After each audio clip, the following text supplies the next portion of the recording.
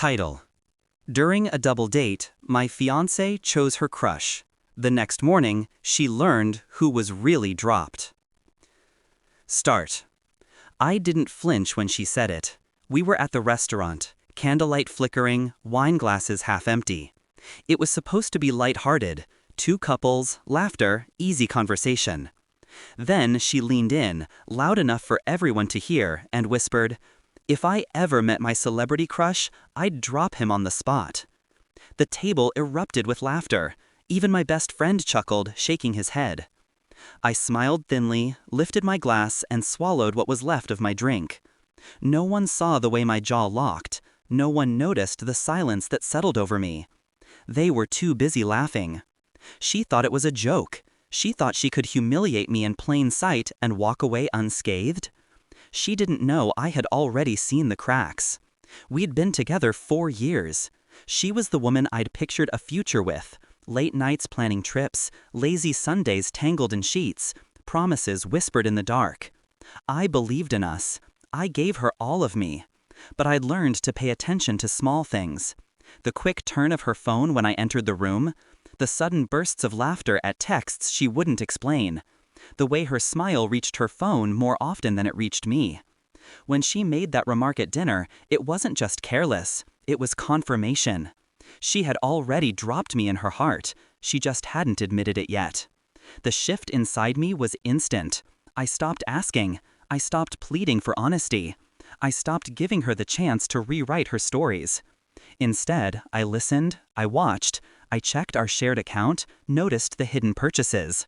I looked through travel history, saw a hotel booked on a weekend she'd claimed to visit her sister. I traced the number she kept hiding and found who it belonged to.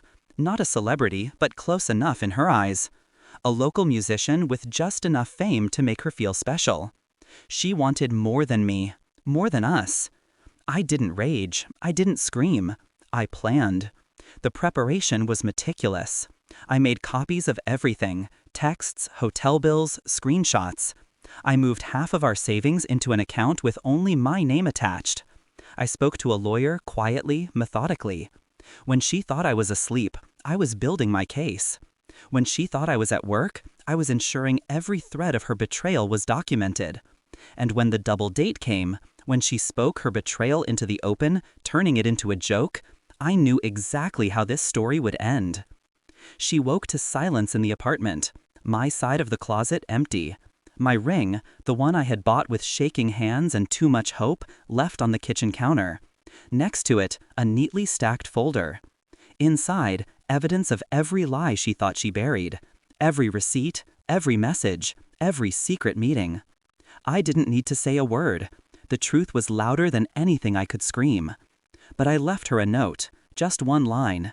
"You whispered about dropping me. I just made it easier for you." She called, over and over. I let it ring. She texted walls of apologies, half-truths dressed as confessions. I didn't respond. Our friends reached out too. She had told them her version of the story, that I had overreacted, that I was cruel, that I'd abandoned her for nothing. Then they saw the folder. I made sure of it. At dinner parties, at group chats, at casual meetups, the truth spread. Not from me, from the papers. From the undeniable evidence she couldn't refute. Her laughter from that double date? It didn't echo anymore. It choked her instead. The confrontation came not from me, but from her. She cornered me outside the cafe we used to haunt, her eyes wild, her voice breaking. "You ruined me," she hissed. "No," I said, calm, steady. "You ruined yourself. I just stopped protecting you from the consequences." She broke down right there on the sidewalk, crying, begging, swearing she didn't mean it, that it was him, not me, that she was lost. I looked at her and felt nothing. Not anger, not grief, just release. The final cut was clean. I blocked her number, I signed the papers, I moved into a new apartment overlooking the city skyline. At night, when the lights flickered across the glass, I poured myself a drink and thought back to that moment at the restaurant. The way she smiled when she said it. The way the table laughed. I wasn't the fool at that table. I was the observer. The man who listened quietly, then acted with precision. She thought she held the power when she mocked me in front of everyone. But power is about who writes the ending, and I wrote ours.